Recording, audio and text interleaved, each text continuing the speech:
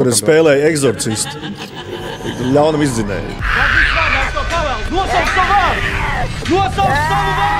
Šķiet, ka pasaule šobrīd skrien ātrāk nekā jebkāda pārmaiņas, izaicinājumi, nenoteiktība. Tā šķiet ir mūsu visu ikdiena. Man bija viena loma, kur man mājās pateica, paldies Dievam, tas projekts ir beidzies. Bet fonā aug klusiņām cita problēma. Redzēju visas tās vietas, un es padziļi, man liekas, iegāju tur pasākumā. Pandēmija, ko sauc par mentālās veselības grūtībām, ar ko ikdienā saskarās vairāk kā miljards, taču aiz katra skaitļa ir cilvēks ar savu stāstu, slimību, traumu, trauksmu, izdegšanu, kas bieži vien sēž un domā, kas ar mani notiek. Es nevienu izrādu grāmatu, filmu negribu par Covid redzēt šobrīd. Nu, viss aizslēdz iet, tad es domāju, zini, kas ir Džeki.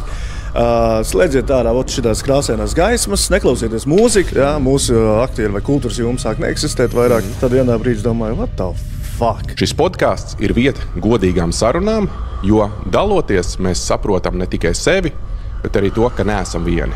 Tur bija tā ēla vienkārši.